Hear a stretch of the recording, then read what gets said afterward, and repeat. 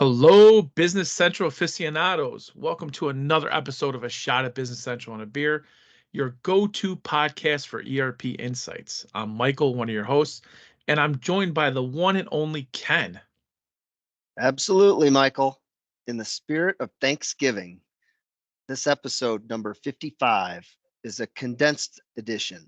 We're going to keep it short and sweet today and also a little turkey friendly. That's right, Ken. No brews this time, but plenty of sizzling updates from the Business Central world and a quick chat about top 5 things that we are grateful for.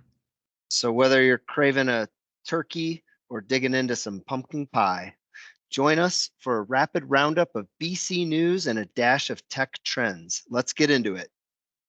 Grab your favorite Thanksgiving beverage, press play, and let's dive into episode 55 because even on a holiday, the world of Business Central keeps on spinning.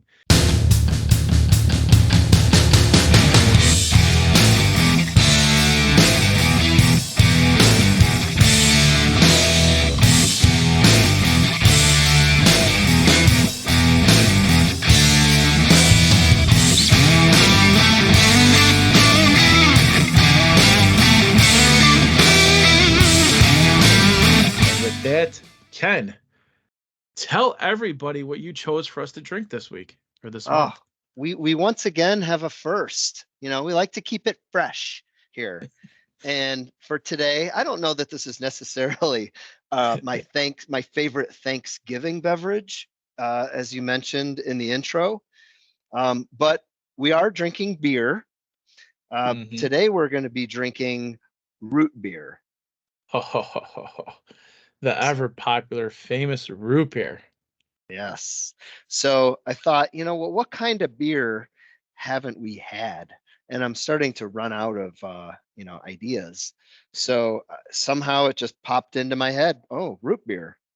So we're going to try out a root beer. And one of the interesting things is I'm like, when you start to think about, okay, well, what is root beer really? Mm-hmm. And I'm like, or this has got to be something that's been around forever, right? Mm-hmm. And it's like, oh, in the 12th century, monks in Europe were, but no, in this case, root beer has really only been around since the 1800s. Wow. And it's really, so like, what is it? It actually started with like some medicinal type purposes. It was originally made from the root bark of the sassafras tree. Sassafras. Yeah, and also what was really interesting to me is that it seems to be like it's a North American soft drink. So I don't know worldwide how I'm guessing the supply chain extends throughout the world these days. Yeah, with absolutely. Like Barks root beer, A&W root beer, or IBC. There's some like higher end, root beers out there that people enjoy. What But yeah. Sorry. I was say, what kind of root beer are you drinking? Yeah, so I've got A&W root beer. Oh, good choice. As do So I. yeah, and it's it's a soda, so it's some kind of similar looking to a cola. But it is sweet and carbonated. Yeah. But most root beers are caffeine free. Yeah, And I read that. I did not know that. yeah, and also non-alcoholic. Most of them, although I think about 20 years ago,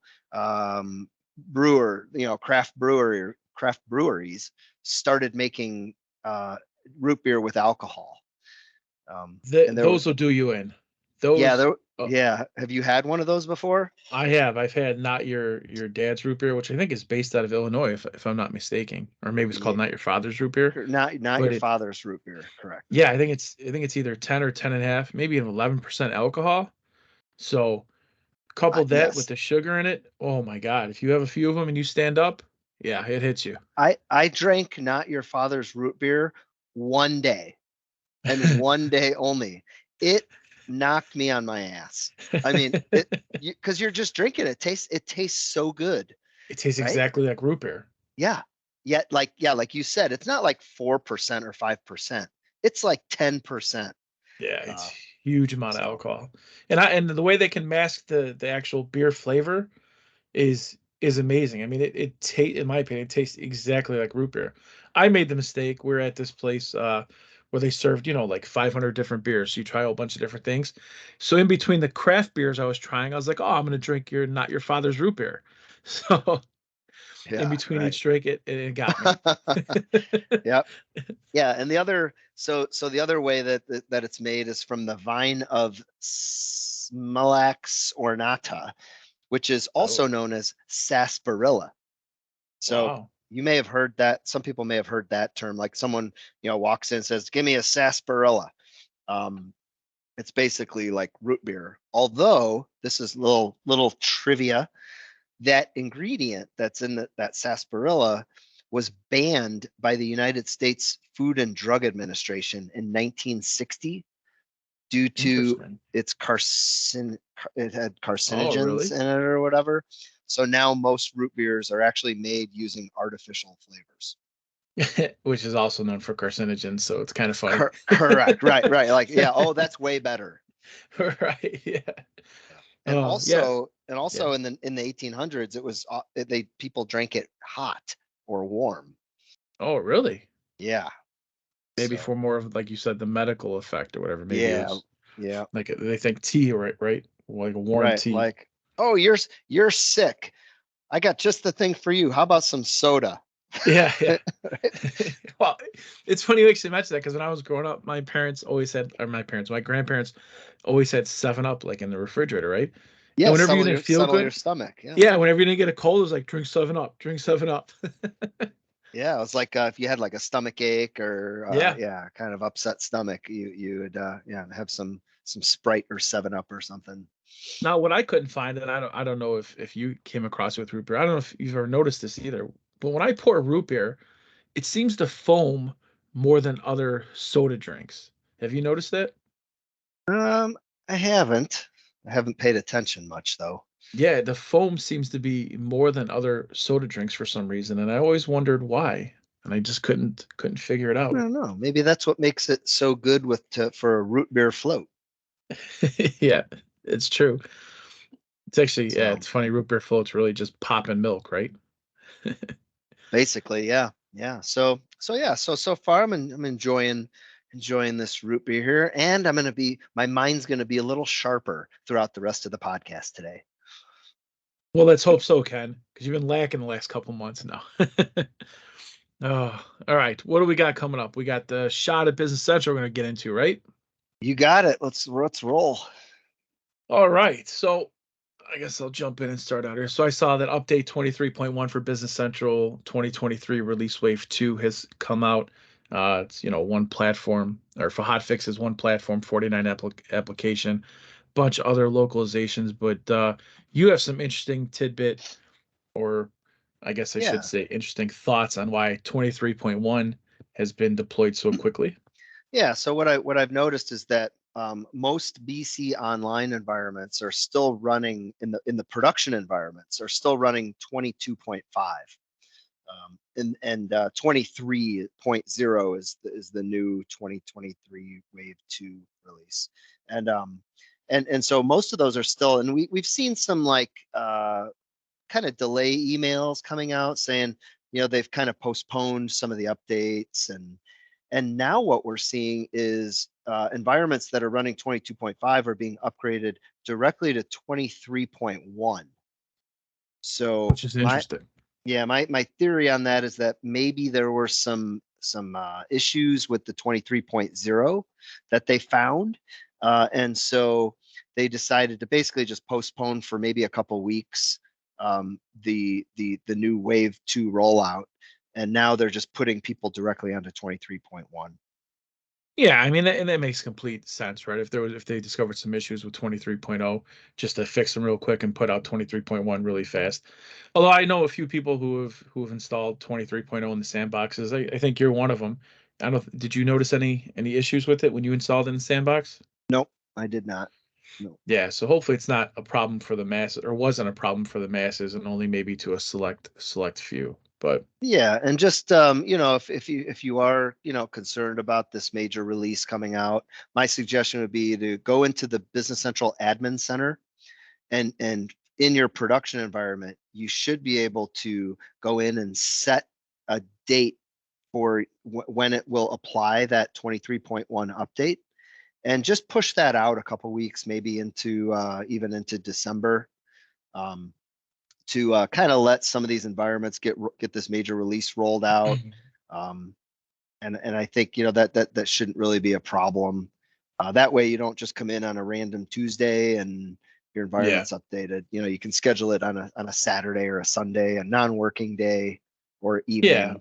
allow Microsoft to maybe get some of those bugs worked out if there are any, and then Yep. before you would put in your production environment. Yep. Oh, Absolutely. All right, moving right along. Oh, so last was it last week, I think? The Directions EMEA concert. You can tell I'm very excited about it, right? So the Directions EMEA partner community event was held. Maybe it was 2 weeks ago, yeah, right? Beginning of November. about 2 weeks ago. Yeah, a lot of information, a lot of AI stuff as usual, but some interesting Business Central updates, things that we can't really speak to because we don't know too much about it. But what I can say is what I saw from there was they have a 2024 release wave one teaser that they presented at Directions EMEA. And just to go through it really quickly. So for reporting, you're going to get more out of the box reports, improved Report Explorer. Developers can create analysis views. There's going to be an analysis model peak and sustainability journals. And then there's going to be for the supply chain, you're going to see some field service integration, which is people have been asking for a long time. And then even more on the AI side. So you're going to have bank reconciliation assist. You're going to be able to chat with Copilot while in Business Central, hopefully. And then there's going to be developer tools for Copilot. So another strong push for AI with Business Central, which that's what I've been waiting for. I don't know if you have been, Ken, but it's kind of what I've been waiting for. Yeah, no, I think adding more Copilot features into Business Central is great. I mean, the more they're, we're at the forefront of what Copilot can do, and the more efficient users can be, that's great. And I think some of the let's like chat, like Copilot chat in Hmm. Business Central, which may improve search or navigation and some other stuff. So pretty exciting.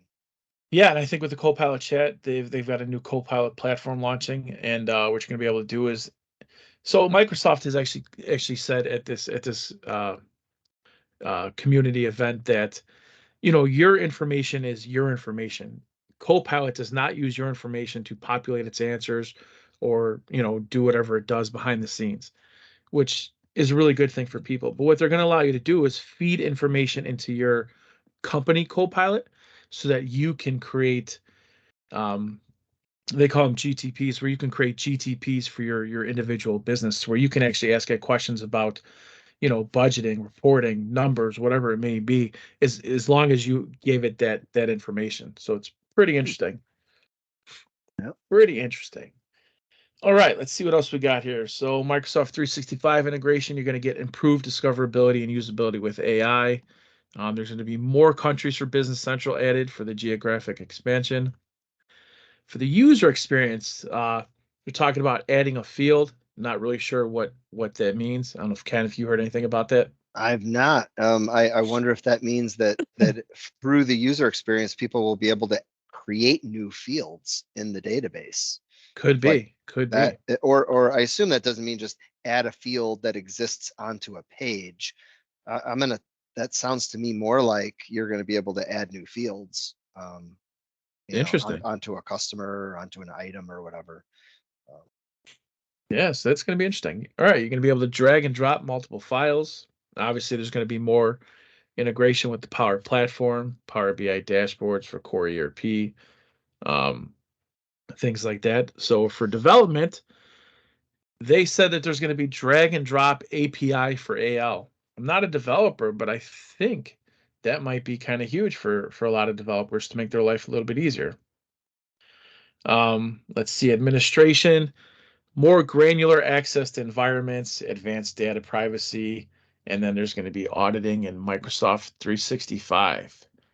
Yeah. So to So me, just been listening. The Copilot stuff we just discussed pretty briefly there. yeah, Exciting. For me, though, the thing that caught my eye the most is Power BI dashboards for core ERP. yeah, So what that means is that, Power BI is already embedded in Business Central, but they're the actual reports and dashboards that they include out of the box aren't every up the to the BC greatness. standards. Yeah. Thank you.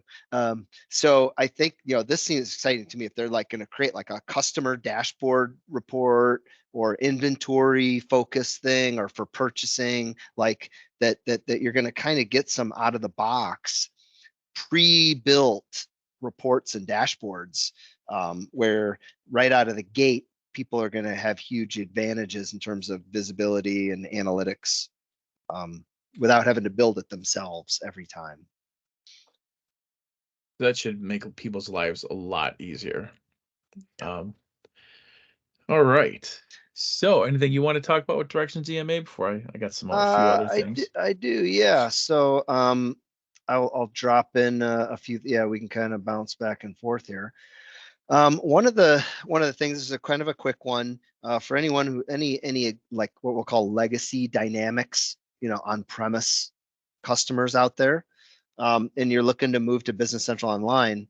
There's currently a promotion called Bridge to the Cloud 2 that offers discounts. So you can take your on-premise enhancement plan and convert it into discounted Business Central subscription users, right? Very They popular. they announced that they're effectively continuing this promo. It's gonna be called it's a new promo, but it basically replaces the expiring Bridge to the Cloud 2 promo. So going into 2024, people who are maybe next year decide to move to BC Online, they're still going to get that promo discount. Yeah, I wonder if, because I think the original Bridge to the Cloud promo had a higher discount than the Bridge to the Cloud promo 2. So I wonder if the next one might even drop that discount down a little bit further. Oh, You Michael, know? yeah, could be. We'll have to wait and see. Yeah, Yeah, hate to be the bad guy. yeah. All right. And I got So, yeah, one more kind of a new announcement. I don't know if this is necessarily. I think I think it was released or announced there. Is the for Microsoft partners. There's right. So the old gold and silver partner programs, all right, are going away, and sadly, there's this new like partner solution designation program where you're like, and there's like 8 different solution designations that you can get. Well, one of them is called business applications, and this is clearly the one of the 8 where you know Business Central focused partners fall, right. So and unfortunately there currently is no really viable path for a BC focused partner to achieve the business application solution designation. Just because of the requirements, you have to pass exams that are not Business Central yeah, exams. it's So shocking. yeah, so they're announced in 2024 there will be a new path for Business Central partners to obtain that Business Central business applications uh, solution designation. And what they're doing is they're going to take the existing Business Central consultant certification, add a new one for a Business Central developer certification. And when you have people that achieve both of those, then you earn the advanced certification. So Nice. so we'll Yeah, start to I think a see. lot of a lot of Business Central partners are going to be happy about that.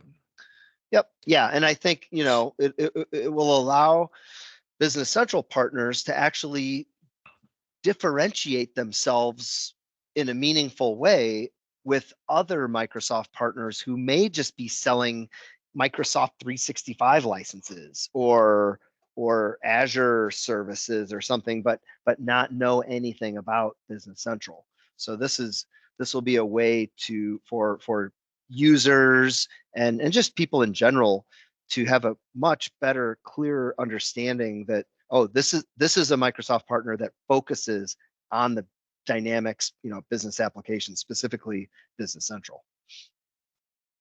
Yeah, I think you mentioned in the past that currently like Business Central partners would have to take an exam, maybe about F&O or whatnot, that where it's really Yep. not related to Business Central, and that if you have a Business Central specific partner, they don't deal with F&O. That's not really fair, right? Right. Yep. So So better late than never, but they've got it. It looks like they've got a plan for it, and 2024 will be here before we know it. absolutely. All right, I want to share a few other things about the Directions EMEA uh, community event. So Business Central by the numbers. I thought this was interesting. Global 99.98% service uptime in the last quarter. Um, no surprise there, I guess, right? I mean, I guess I'm surprised that the 99.98%, I think it dropped from 99.99% before. That's kind of shocking. You really don't hear too many things about a widespread outage with Business Central. No, no. All right. So also 172% ROI over 3 years, I guess, is the average for the new Business Central user. The ROI has always been high compared to other ERP software platforms. So 172% is I would say is decent. Would you agree, Ken, over 3 years? Yeah, absolutely. I mean, it's a if you've implemented a new ERP solution, any ERP solution, you know that it's a pretty significant undertaking. Right. So in that first year, right, there's a lot of expense that goes into getting a new system up and running and deployed throughout the organization. So year one, that boy, I don't want to say it's a negative ROI, but it's break even at best. And Right. then in years 2 and 3, you really start to see organizations thrive because of all the new technology that they're able to leverage. Yeah. They also said that over the same period of time, the companies experienced on average $71,000 in savings and an 18% increase in productivity um, on average, which might not sound like a lot to some people, but ERP systems of the past haven't been too shabby, right? If you're coming from Nav to Business Central, you know, and you switch and to get an 18% increase in productivity, that's pretty good in my opinion. Yeah, absolutely. I mean, think about it this way: if you have a team of 5 people, right, you pretty much can get the same level of work done now with 4, Right. or you can grow 20% without having to add another resource. Yeah. That's huge for businesses. Yeah. All right. So that's my directions EMEA update. Anything else you got there for the shot, Ken? Yeah, I think that's about it for the news and the updates for me. All right. You want to tell them what we got next? One of the newer segments we've been doing lately. Are we doing our top 5? I think Top we're doing 5? top fives, right? Top 5 segment. Yeah, let's get into it. We have a special seasonal top 5. We just introduced this segment last month where Michael and I each put together a top 5 list, and it can be anything. But this month, with Thanksgiving in the United States here coming up quickly here, we have a top 5 things I'm thankful for. I believe you also did the same I list, right? did do the same. I did. Yeah. You want to jump in first? Or would you prefer me to go first? Yeah. I'll go first. All right. I'm I'm I am thankful this year for all of our podcast fans and the BC user community. It gets bigger and better every year. So thank you. You want me to take next one, or we're going back and Yeah, why forth? don't yeah, why Oh, don't you all do one? right. Yeah. All right. So I kept mine kind of Microsoft Business Central themed and keeping staying within that world. So my first one, and these are in no particular order. But so first I've got here technology. It's because of this that, we get to do what we do at Solution Systems. And it's also because of this that we get to venture out into fun things like this podcast. Lately, over the past however many years, 10, 15 years, I also think it makes learning new things and inquiring, breaking news, especially breaking Business Central news, a lot quicker than it would have been back in the good old Morse code days. So technology is one for me. Yeah, technology. Can't beat that. Um, so next, I've got, I am thankful for Microsoft for continuing to deliver value to Business Central users and providing a super compelling product that I'm pretty sure is blowing away the competition over the last couple of years. Yeah, with its growth and all the numbers, and yeah, it's definitely blown away the competition. All right, my next one is the written word. I believe this to be mankind's greatest achievement. I also believe this is the backbone to evolutionary learning. So, Navision became Nav, which became BC because Microsoft and others documented processes and workflows and problems and solutions, which allowed people to create a better ERP software. And now we are fully immersed in the world of Business Central. So I'm giving it up to the written word. All right. Wow. That's grandiose compared to my next one, which is as a Chicago sports fan, I am thankful that the baseball season has ended. And I'm also thankful that the football season will soon be ending. So we can begin to look forward to championship seasons in 2024. uh, yeah, I don't know if I should say, I mean, begin to look forward to. I guess we could begin to look forward to, but I don't see it in the near future. But that's a topic for another day, probably. Yeah. All right. So my next one, Ken, you're probably not going to agree with, but here we go. I am thankful for AI. I think AI is the next big thing and probably the biggest future revenue earner for Microsoft. I think that it's going to transform Business Central, ERP, and a whole bunch of other things. I think it's going to create some problems too, but I think over the long run, Americans or not just Americans, people, mankind, we're going to get it worked out, and we're going to see some huge benefits from it. Yep, for sure. Yep. My number 4 for me, I am thankful for Michael and all of the people I get to work with on a regular basis. Having a great community and a great team really does make work seem a lot less like work on a daily basis. So, Yeah, couldn't agree more with you. So my next one is also people. I get to work with and learn from Ken and interact with so many other people at SSI and learn things and the BC world and all the ISV people. It's always fun and a pleasure and interesting to connect with people and have different learning experiences. So yeah, I'm gonna agree with you 100% and throw that in there. I am happy for the people as well. Thankful for the people as well. yeah. And my last thing that I put on my list, and I'm not sure if anyone is really going to be surprised, or if you've been listening to the podcast, maybe you shouldn't be surprised. But my last thing on my list is beer. So, Don't need to elaborate on it, right? no, one word, baby. Just beer. Yeah, so I guess my last one would be I had alcohol written down, but I'm gonna go a little bit different. I'm gonna go with let's go with Satya Nadella. I'm thankful that I think he is the right person at the right time to take Microsoft to that next level. So I wasn't too big of a fan of what was his name, Bill Ballmer, I think you say it, the guy who owns the Clippers. Yep, yep. Um, Steve yeah, Ballmer. yeah, I like him. I like him, but I just think he was the wrong guy at the wrong time. So I think Satya Nadella is going to bring Microsoft to new heights. He's going to increase that stock price for all the people who own stocks with Well, the Microsoft. I'm pretty sure Steve Ballmer is still one of the largest shareholders of Microsoft stock. So Yeah, he's been one of Satya's biggest cheerleaders. yeah, So yeah. He has. he's I think he's a good number two. I don't think he's a number one.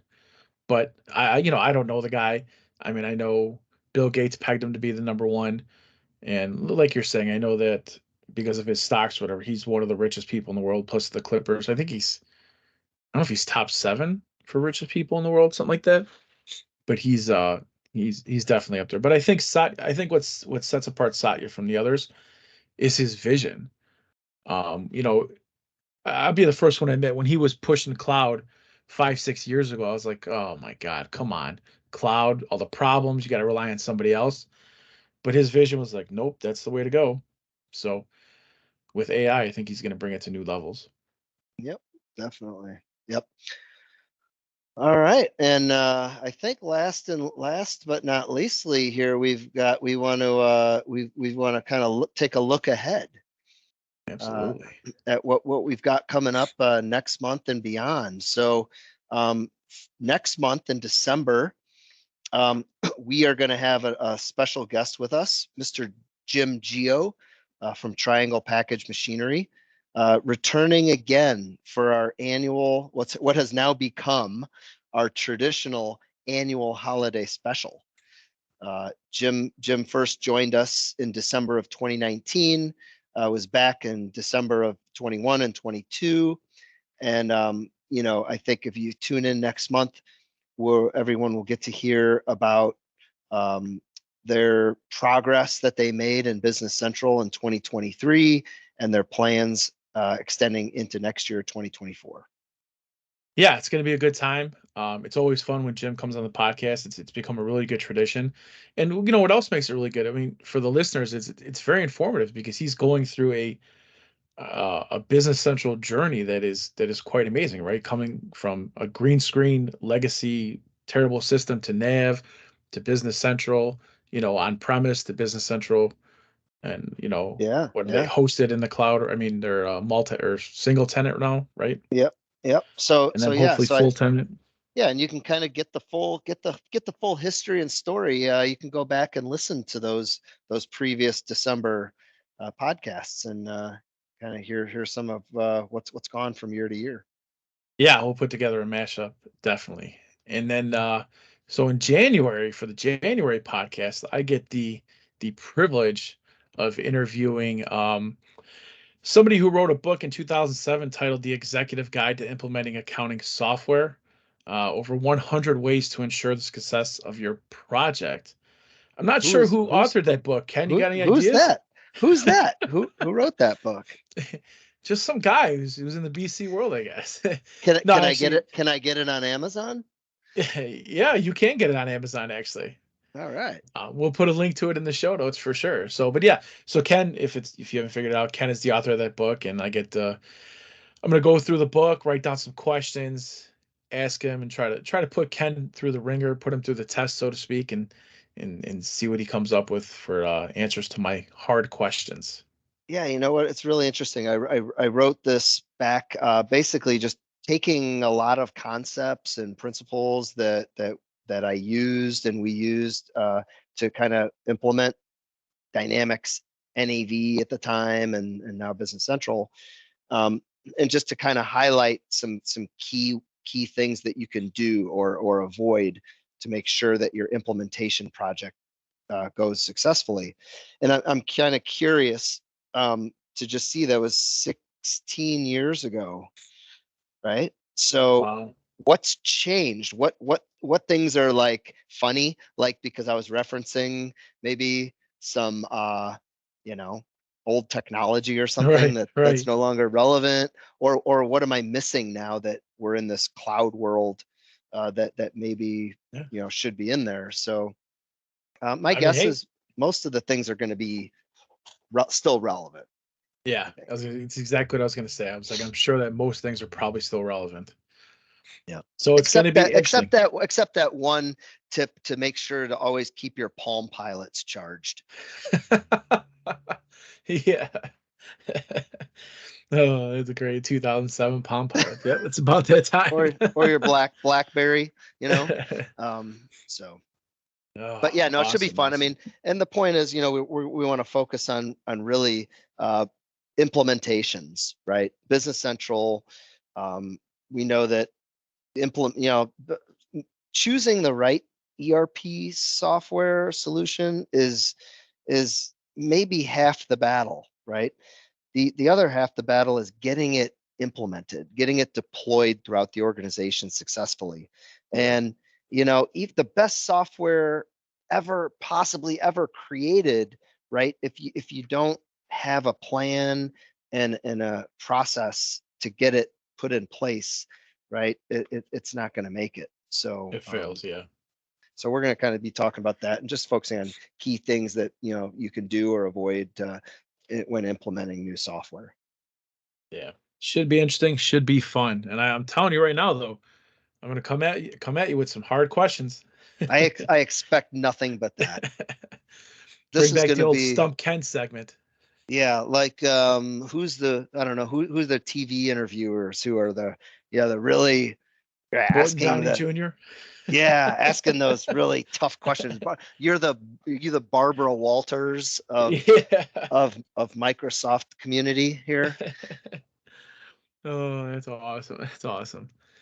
All right. Well, I think that's about it for this podcast. Got anything else you want to add to Yeah, it before we start to wrap up? just one last note. I think it's worth mentioning to everyone that according to, I forget the source you had there, but thank you to all the listeners. We're the #1 Business Central podcast in the world, Mm-hmm. and top 10 of all Microsoft podcasts out there. So Oh yeah, I remember that thing I sent over. Yeah, that's right. That's pretty good. Yeah, so thank all the listeners. We truly appreciate that. Also, I guess before we wrap up too, we want to say that, Thanksgiving is coming up and whatnot. So we want to wish everybody a happy Thanksgiving. Stay safe, eat a bunch of food, relax, enjoy yourselves. And with that, I guess, Ken, you want to take us home? gobble gobble. As we end today's podcast, we want to give a big thank you to everyone who listens, shares this podcast, and leaves us reviews. You've taken a good amount of your time out of your day, and we truly appreciate it. Thanks again. And don't be afraid to email us at marketing@solsyst.com with your tips for the podcast, or maybe you'd even like to be a guest during an episode.